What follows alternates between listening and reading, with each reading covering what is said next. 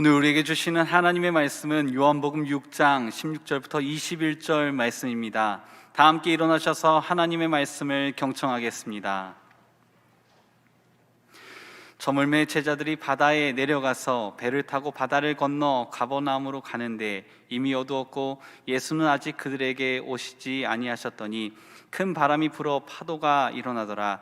제자들이 노를 저어 10여리쯤 가다가 예수께서 바다 위로 걸어 배에 가까이 오심을 보고 두려워하거늘 이르시되 내니 두려워하지 말라 하신대 이에 기뻐서 배로 영접하니 배는 곧 그들이 가려던 땅에 이르렀더라. 이것은 하나님의 말씀입니다.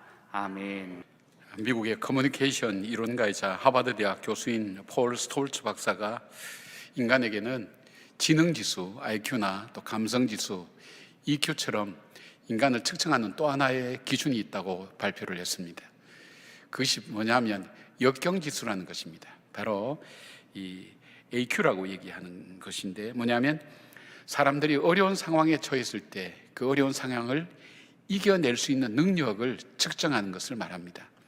그러니까 성공하는 인생을 얘기할 때는 우리가 머리가 좋아야 된다, IQ가 좋아야 된다 얘기하지만은 또 최근 와서는 사람의 정서가, 마음이 참 중요하다, 감성이 중요하다 하지만 이분이 발표하는 것은 그러나 그것도 중요하지만 더 중요한 것은 역경을 얼만큼 잘 이겨내느냐에 따라서 달라진다고 그렇게 얘기합니다. 이 사람이 조사한 바에 의하면 역경이 인생의 어려움이 올 때 사람이 크게 세 가지 유형으로 나누어지더라는 것입니다. 제일 먼저 볼 수 있는 유형은 퀴터형인데, 퀴시라 그러죠. 끝난다. 문제가 딱 오면 그 앞에서 딱 스탑하는 거예요. 더 이상 나가지 않는 거예요. 등산하던 사람 같으면 올라가다가 어려움 만나면 올라가지 않고 그 이상 거기서 되돌아오든지 머물러 버리는 사람을 얘기합니다. 바로 그런 경우가 있겠죠. 그 다음에는 캠프형이 있다고 그래요. 캠프형, 캠핑형. 뭔가 하면 캠프를 친다 그러죠. 베이스 캠프를 친다는 것처럼 어려움을 딱 만나면 그 어려움 앞에서 이렇게 좀 머뭇거리다가 거기에서 지낼 수 있는 최상의 삶이 무엇인가를 적응하면서 타협하면서 자기에게 삶을 안주하는 삶을 산다는 거예요. 보통 한 60 내지 70%의 사람이 대부분 다 이렇게 산다는 거예요. 그런데 어떤 사람, 클라이머형이 있는데, 클라이머는 이 등산하는 사람, 산을 절벽을 타는 사람 얘기를 하죠. 자기의 오는 역경과 어려움을 타고 올라가서 딛고 일어서서 우리가 흔히 말하는 이 걸림돌이 디딤돌 될 수 있도록 딱 일어서서 그 역경을 이겨내는 사람을 말합니다. 근데 문제는 자신뿐 아니라 옆에 있는 이웃 사람들에게 같이 격려해서 같이 이기도록 하는 사람이 있다는 것입니다. 우리는 지금 어느 때보다도 어려운 시대를 살고 있죠.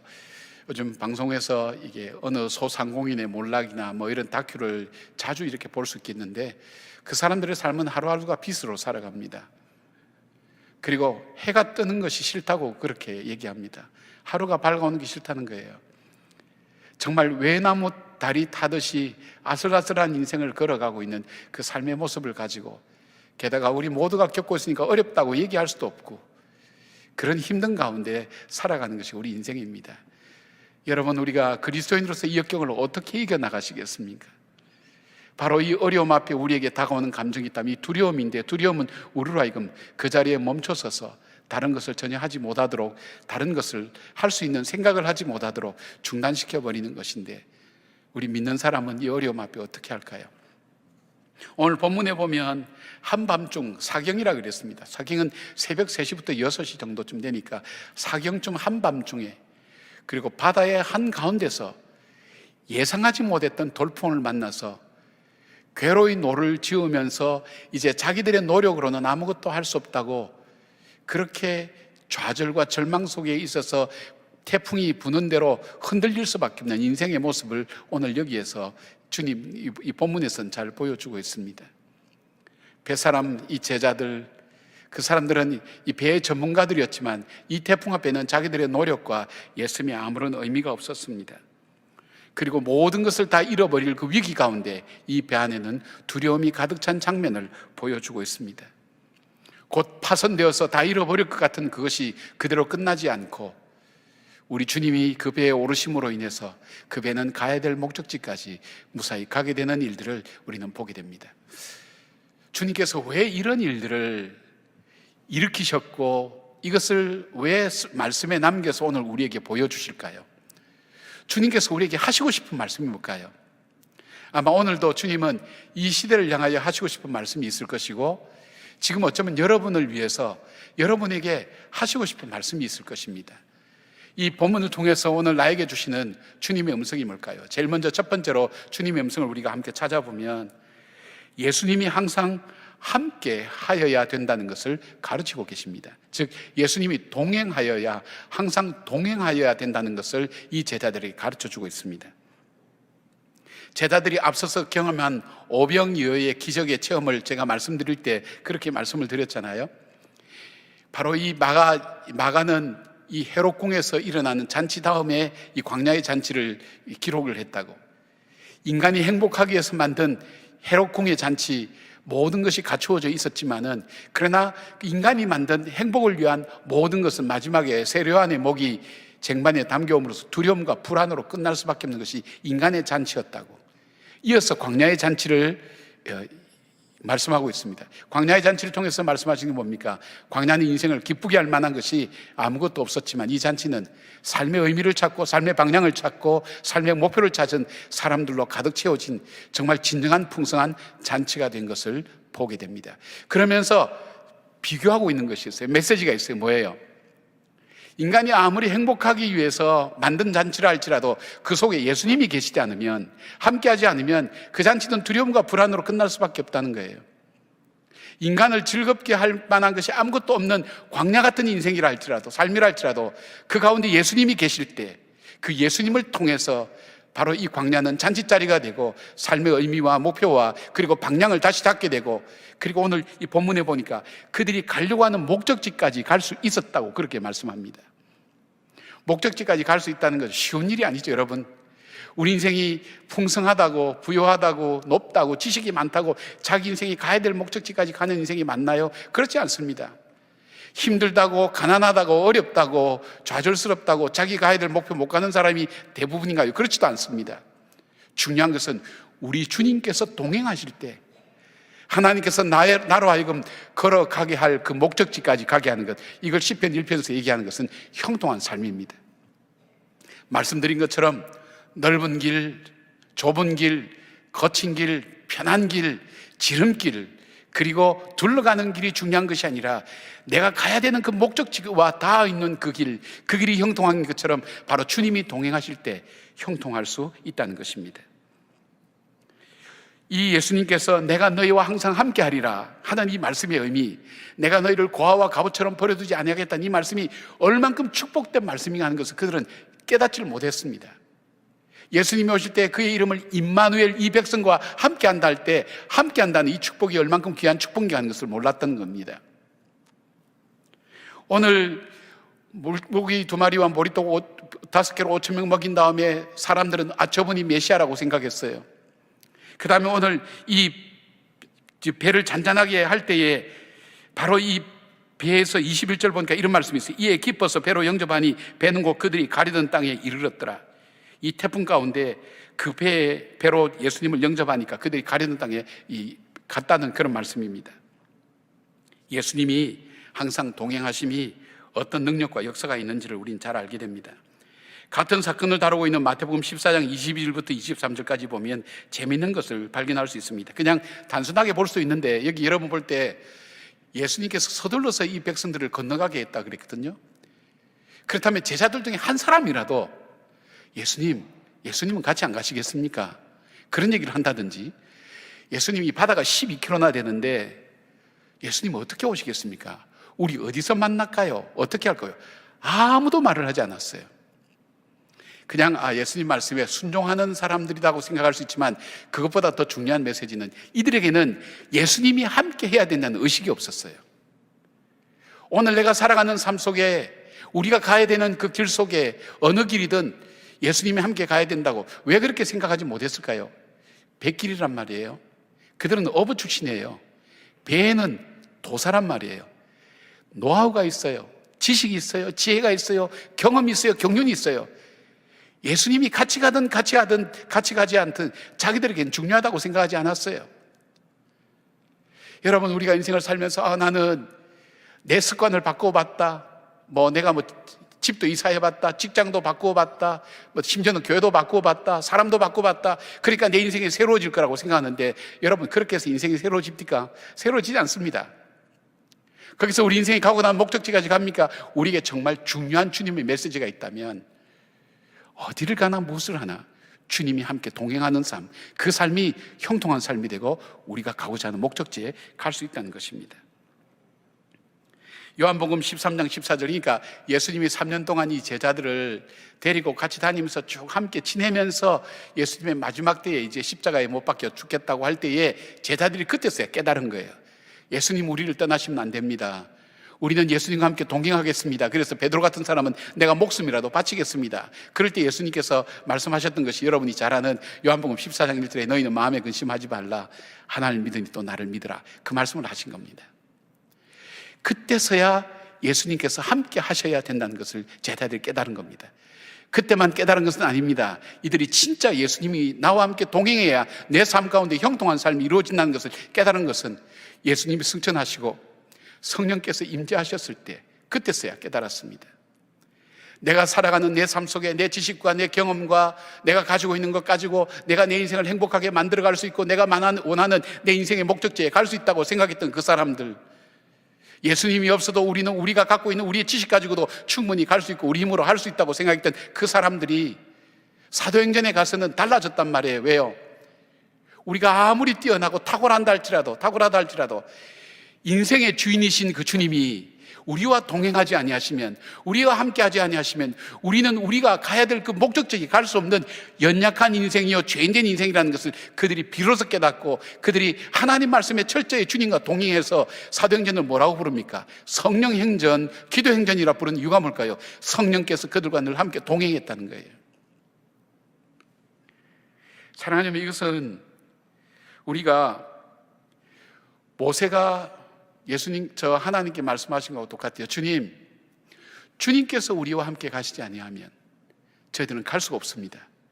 우리에게 자유도 중요합니다. 프리덤, 자유도 중요합니다. 그런데 이 자유보다 더 중요한 것이 있다면 주님이 우리와 함께 하지 않으면 이 자유도 우리에게 의미가 없다는 것입니다. 영적으로 지혜로운 사람이죠. 사랑하는 여러분, 오늘 주님께서 저와 여러분에게 하시는 말씀이 있습니다. 우리가 새로운 것을 위해서 아무리 새로운 것을 바꿔보고 때로는 역경의 어려움 앞에 처하기도 하고 우리 힘으로 뭘 할 수 있다고 생각하지만, 주님께서 내 인생 속에 나와 동행하지 않으면 내 인생은 가야 될 목적지에 갈 수 없다는 것을 깨닫고 주님께서 함께 동행하시기를 간청하는 사람, 바로 그 사람이 믿음의 사람입니다. 주님께서 그 사람을 붙드시고 함께 하시는 것을 보게 됩니다. 우리는 지금까지 돈이 없으면 못 사는 것처럼 느꼈습니다. 사랑하는 사람이 없으면 살 수 없는 것처럼 그렇게 느꼈습니다. 내가 소중한 것이 없으면 살아갈 수 없는 것처럼 느꼈습니다. 그러나 더 중요한 것은, 그것도 중요하지만 더 중요한 것은 내 인생 속 주님 없이는 내 인생이 살아야 될 정말 삶의 목적지, 가야 될 목적지까지 갈 수 없다는 것을 깨닫고 주님 앞에 늘 동행하기를 간청하는 그 믿음, 주님께서 이 믿음을 이 제자들에게 가르쳐 주기를 원하시는 것입니다. 오늘 저와 여러분에게도 동일하게 말씀드리는 것입니다. 코로나나 아무리 어떤 어려움이 있다 할지라도 주님이 동행하시면 내 인생의 광야라 할지라도 그 광야는 의미가 있습니다. 삶의 목표가 다시 정해집니다. 삶의 방향이 정해집니다. 그러나 내 인생이 해롭궁에서 만든 잔치라 할지라도 주님이 동행하지 아니하시면 그 부요함이, 풍성함이, 행복함이 우리의 삶을 방황하게 만듭니다. 그리고 불안과 두려움으로 쌓여서 헤어나올 줄 모르게 된다는 것, 이것을 분별할 줄 아는 지혜와 능력, 주님은 바로 이 제자들에게 이것을 가르치기 위한 목적을 가지고 말씀하고 있다는 것입니다. 사랑하는 여러분, 우리가 예배당 예배를 드리지 못했을 때에 제가 말씀드린 것처럼 권사님 한 분이 교회당 벽을 붙들고 기도하는 모습 보면서 느꼈던 충격이 전 참 큽니다. 정말 우리 인생에 필요한 것은 바로 하나님이라는 것을 믿고 살아온 저분의 저 벽을 향해 붙들고 기도하는 그 중심을 볼 때에 정말 교회를 사랑하는구나, 정말 주님을 사랑하는구나, 그냥 왔다 갔다 하는 그것이 아니라 정말 음식이 없어서 기근이 아니라 물이 없어서 기갈이 아니라 하나님이 내 삶 속에 계시지 않아서 갈급함을, 인생의 갈급함을 느끼고 하나님께서 내 인생 속에 임재해 주시고 내 배에, 내 인생의 배에, 풍랑맞는 내 인생의 배에 올라오시기를 초청하는 바로 그 믿음의 모습들을 우리가 갖기를 주님 원하고 계신다는 것입니다. 사랑하는 여러분, 주님께서 오늘 여러분에게 하시고자 하는 말씀을 꼭 들으시길 바랍니다. 두 번째, 이 사건을 통해서 주님께서 우리에게 하시고 싶은 말씀은 믿음의 기억을 잊지 말라는 것입니다. 믿음의 기억. 같은 사건을 기록하는 마태복음 6장 52절에 이렇게 말씀합니다. 이는 그들이 그 떡 떼치던 일을 깨닫지 못하고 도리어 그 마음이 둔하여졌음이라라. 그렇게 되어 있습니다. 주님께서는 광야에서 물고기 2마리와 보리떡 5개로 5,000명을 먹이시고 12바구니나 남았습니다. 있을 수 없는 일이 일어난 거죠. 상상하지 못한 일이 일어난 겁니다. 이것을 통해서 예수님께서 제자들에게 깨닫게 하시는 것이 뭘까요? 두 번째로 깨닫게 하는 것은 예수님이 메시아라는 사실을 깨닫게 하는 것입니다. 메시아는 천지를 창조하신 분입니다. 이 땅의 역사를 주관하는 분입니다. 인생의 생사화복을 주관하시고 천지 만물을 다스리는 분입니다. 없는 것에서 있게 만드시는 분입니다. 주님께서 이 제자들을 가르치시고 먹이시고 훈련시키시고 그 다음에 이들에게 기적과 이적을 보여주시고 계속 체험케 하는 모든 가르침에 단 한 가지가 있다면, 한 가지로 요약하라 그러면 바로 예수님을 너의 삶의 구세주와 주님으로 믿고 살아가고 있느냐 하는 그 질문입니다. 마태복음 14장 33절 보니까 배에 있는 사람들이 예수께 절하되 이르되 진실로 하나님의 아들이로소이다. 오병이어의 역사 이후에 사람들이 깨달은 것, 저분은 정말 메시아다. 그리고 이 풍랑을 잠잠케 한 그 위에 배 안에 있는 사람, 이 제자들이 저분은 정말 하나님의 아들이다. 그 고백을 계속 받아내는데 문제는 이전의 고백이 이후의 사건에 적용이 안 된다는 거예요. 오병이어로 그러니까 5,000명을 먹이고 난 그분이 정말 예수님이 우리의 메시아라고 그렇게 그들이 믿고 고백을 했다면 풍랑일 때도 동일하게 그들은 그 고백을 할 수 있어야 돼요. 근데 그렇게 하지 못한 거예요. 눈앞에 있는 풍랑과 바람 소리와 그다음 파도 소리에 그냥 다 함몰되어서 두려움으로 가득 차 있어서 정말 예수님이 내 삶의 구세주와 주님이 되신다는 것을 그들은 고백하지 못했다는 것입니다. 예수님께서 마태복음 16장, 그러니까 비교적 예수님께서 많은 제자들과 많은 경험을 하고 난 다음에 갑자기 휴양지인 가이사랴 빌립보 지방 갔을 때 제자들에게 질문합니다. 너희는 나를 누구라 하느냐? 제자들이 대답을 못했어요, 여러분. 저는 제 인생에 정말 어려움이 올 때, 정말 좌절과 절망감이 올 때, 또 낙심되는 일들이 올 때 그런 질문을 스스로 합니다. 너는 예수님을 누구라고 하느냐? 지금도 여전히 나와 함께 계시며 내가 연약할 때도, 내가 죄인 되었을 때도, 내가 하나님과 원수 되었을 때도 여전히 나의 구세주 되시며 나의 주님 되신 걸 너 믿고 있느냐? 지금 이 순간에도, 가장 어려운 이 순간에도, 이 풍랑이 있는 이 바다 가운데서도 바다 위를 걸어오시면서 내가 너와 함께하며 너의 구세주와 너의 주님이 되는 것을 너는 여전히 믿고 있느냐? 주님은 그 믿음의 고백이 우리의 삶 가운데 계속해서 주님 앞에 드려지기를 주님 원하셨다는 것입니다.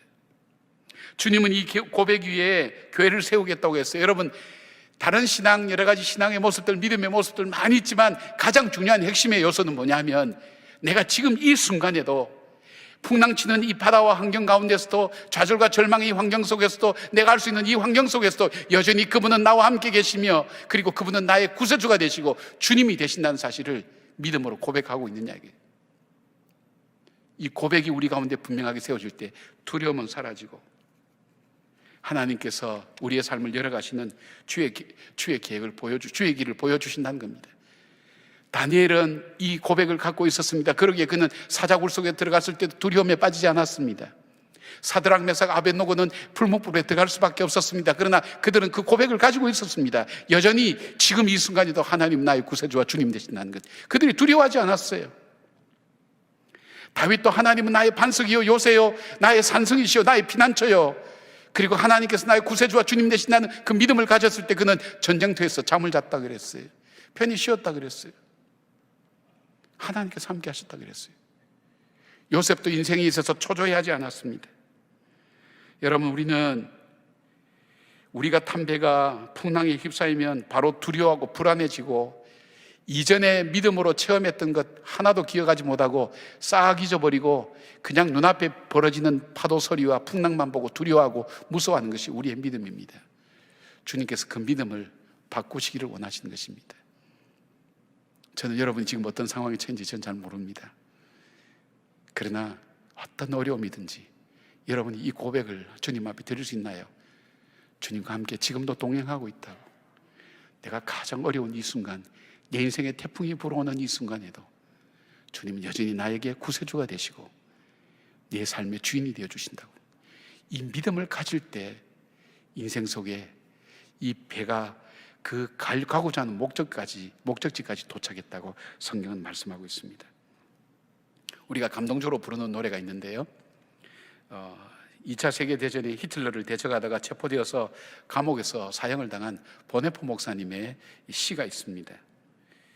이분은 히틀러에게 반역했다는 그 혐의로 체포되어서 이제 감옥에 갇혀 있었습니다.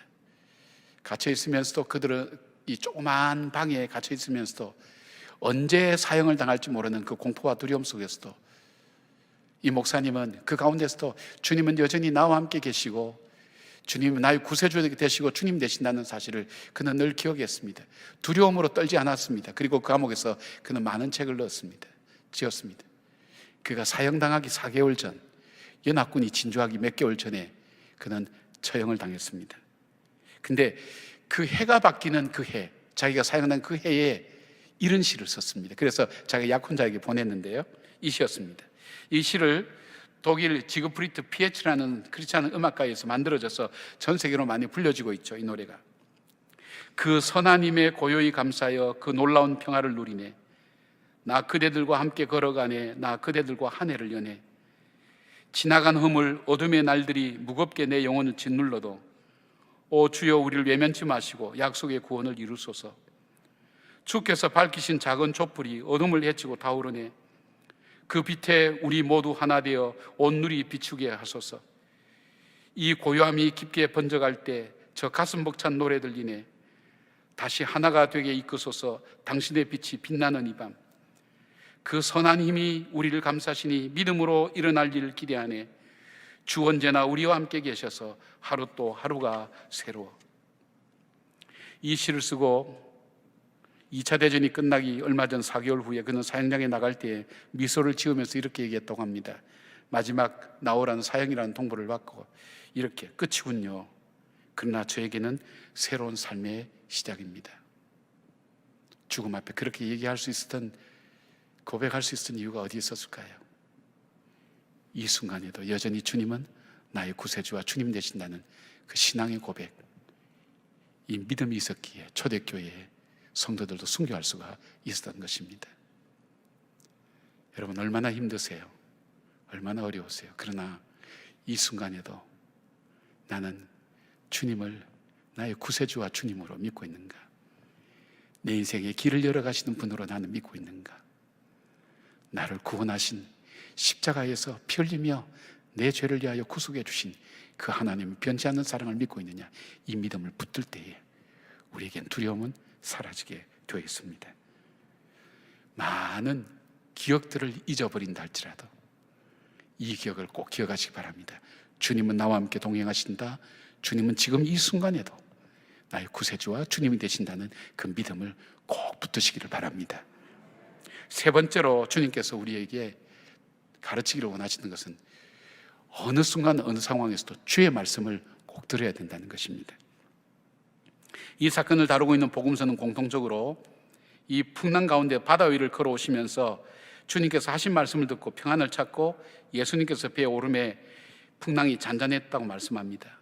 주님의 말씀 20절에 이르시되 내니 두려워하지 말라 그렇게 하신 데 되죠.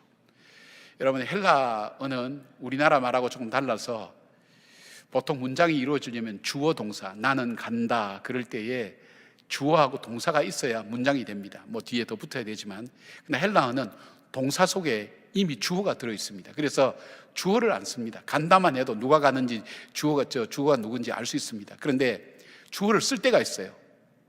주어를 쓸 때는 어떨 때인가 하면 주어를 강조할 때 바로 그때가 주어를 쓰는 거예요. 바로 오늘 읽을 때 내니 하는 말은 에고 에이미, I'm who I am 하고 똑같은 거예요. 내니 두려워하지 말라.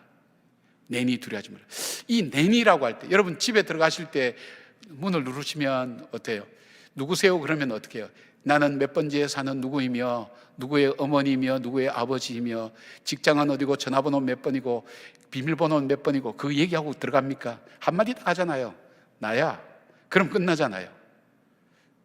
여러분은 신중하게 들어가실 모양이죠. 예? 왜요? 아니까. 주님께서 오늘 내니 할 때 그 말씀은요, 옛날 모세에게 나를 보낼 자가 누굽니까 할 때 나는 스스로 있는 자라고 말씀하신 그 주님. 그런데 오늘 주님께서 오늘 제자들에게 일깨워주신 것은 물로서 포도주 만든 것이 나야. 왕의 신하의 아들 살린 것도 나야. 물고기 2마리와 보리떡 5개로 5,000명 먹인 것도 나야. 메시아 전능하신 하나님, 그 하나님이 나야. 그 하나님이 너희와 함께 하니까 두려워하지 말라는 거예요. 그 말씀이에요. 하나님이 우리와 함께 하신다고. 주의 음성을 들어야 되는 거예요. 주의 음성을. 그 음성을 들을 때 이 제자들은 평안을 찾았고 주님이 배에 오름에 풍랑이 잠잠해졌다고 그렇게 말씀합니다. 여러분, 어떤 얘기는 들으면 마음이 불안하고 두려운 말이 있고요, 어떤 얘기 들으면 마음이 평안한 얘기가 있어요. 여러분, 9시 뉴스 보고 나면 여러분 마음이 평안해집니까? 오늘 코로나 확진자 몇 명인데 우리 동네까지 왔다. 또 집안끼리 연결돼서 어디서 일어났다. 그리고 어머니가 몇 살 된 아기를 때려서 죽게 만들었다. 뭐 이런 얘기, 이런 뉴스 뭐 어디서 불러가지고 어떻게 됐다 이런 얘기 들으면 기분이 팍 좋아지면서 인생의 희열이 확 느껴지고 희망이 막 솟아납니까? 아닙니다. 절망과 좌절을 끊임없이 들려주는 소식을 우리 뉴스라고 거기에 매달려서 그 소식 듣고 오늘 내 인생을 결정하고 있단 말이에요. 오늘 주님의 말씀이 그렇습니다. 세상의 소식이 아닙니다. 내 속에서 올라오는 내 마음의 소리도 아닙니다. 내 경험의 소리도 아닙니다. 환경의 소리도 아닙니다. 다른 사람의 평가도 아닙니다. 너를 정말 살릴 수 있고 너에게 평안을 줄 수 있는 그 말은 바로 전능하신 하나님의 말씀 외에는 바로 우리의 마음을 평안과 두려움에서 물리칠 말씀이 없다는 겁니다. 그래서 하시는 말씀이 뭘까요? 두려워 말라. 스탑. 두려워하는 것을 중단하라는 거예요. 그럴 때 주의 음성을 들을 수가 있는 거예요. 톱밥을 경영하는 톱밥 회사를 만드는 어느 사장님이 그 톱밥을 만지러 갔다가 그냥 자기에게 소중한 시계를 잃어버렸어요. 옛날에는 우리가 손에 차는 손목시계가 아니고 이렇게 포켓에 넣고 다니지 않았습니까? 이 시계를 암만 찾아도 찾을 수가 없어요. 그 시계가 굉장히 의미 있는 시계인데. 그래서 종업원들 보고 얘기합니다. 이 시계를 찾으면 살해를 하겠다고. 근데 못 찾는 거예요. 근데 다 점심 먹으러 간 사이에 웬 소년 하나가 들어가서 시계를 찾아왔어요. 신기하잖아요. 다 못 찾았는데 그 많은 사람이. 너 어떻게 찾았니? 예, 전 들어갔어요. 창고안에 들어갔어요. 가만히 있었어요. 그랬더니 어디서 찰칵 찰칵 소리가 들렸어요. 그래서 그 시계를 갖고 나온 거예요. 여러분, 내가 두려워하는 그것을 중단해야 되는데 내가 보는 것, 내가 듣는 것 때문에 주님 음성을 못 듣는 경우가 있단 말이에요. 여러분이 그런 말씀할 거예요. 내가 두려워해서 두려워하나요? 지금 내 인생에 불어오는 인생의 바람을 보세요. 태풍을 보세요. 되어지는 일을 보세요. 넘치는 파도를 보세요. 내가 두려워하지 않겠냐? 근데 여러분 잘 생각하셔야 돼요. 사람이 같은 문제를 만났다고 해서 다 똑같이 반응을 합니까?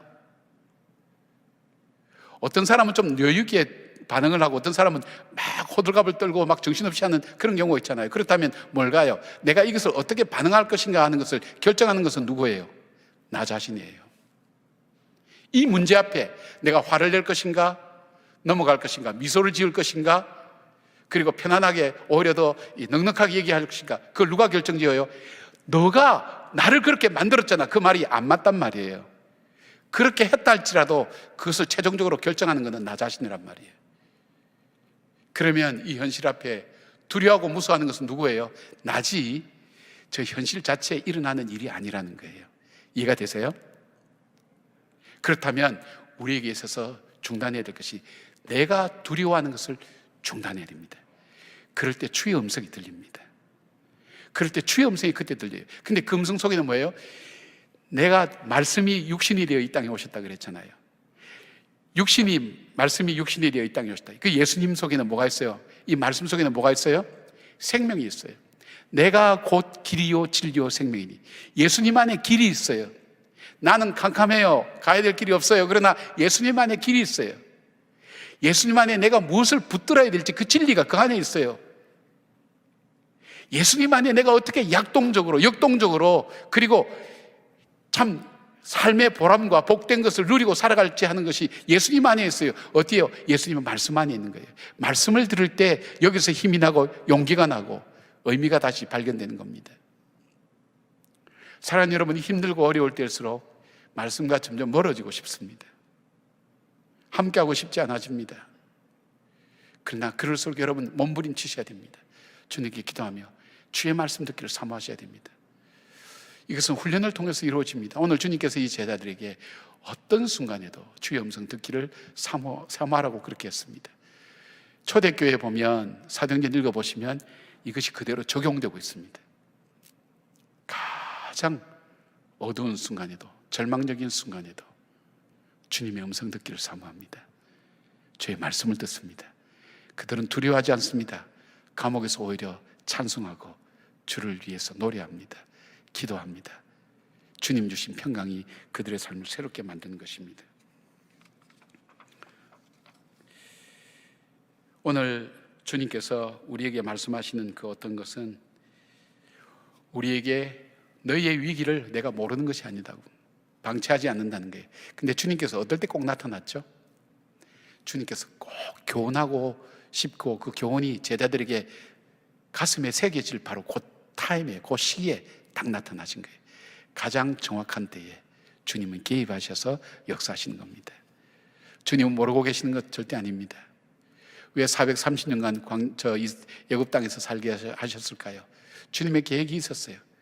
그렇지만 그들의 아픔을 보았고 눈물을 보았고 울부짖는 소리를 들었다고 주님은 말씀합니다. 그리고 가장 중요할 때 정확한 때에 주님 모세를 보내서 이스라엘 백성을 출애굽시킨 것처럼 내 인생의 가장 정확한 때에 주님께서 함께 관여하시고 함께 하시고 그리고 우리에게 역사해 주신다는 것을 우리가 말씀을 통해서 함께 고백할 수가 있습니다. 어떤 분이 보내오신 인생의 역설이라는 그런 글을 읽었는데 아주 공감되는 부분이 있어서 여러분과 함께 나누기를 원합니다. 좀 읽어드리겠습니다. 날아오르는 연줄을 끊으면 연은 더 높이 날 줄 알았습니다. 그러나 그 연은 땅바닥으로 추락하고 말았습니다. 철조망을 없애면 가축들이 더 자유롭게 살 줄 알았습니다. 그러나 사나운 짐승에게 잡혀 먹히고 말았습니다. 관심을 없애면 다툼이 없어질 줄 알았습니다. 그러나 다툼이 없으니 남남이 되고 말았습니다. 간섭을 없애면 편하게 살 줄 알았습니다. 그러나 곧바로 외로움이 뒤쫓아왔습니다. 바라는 게 없으면 자족할 줄 알았습니다. 그러나 삶에 활력을 주는 열정도 사라지고 말았습니다. 불행을 없애면 행복할 줄 알았습니다.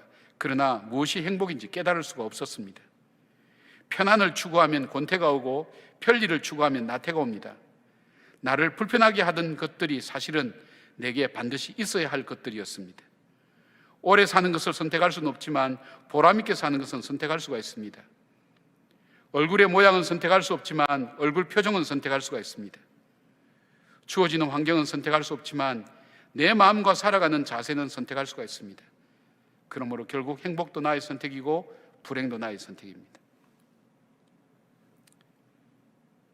나에게 필요 없다고 생각되는 것 지나고 보면 나에게 꼭 필요한 것들이었다는 사실을 깨달을 때까지 우리는 그 두려움을 이겨내는 그 진리와 은혜를 우리가 함께 나누었습니다.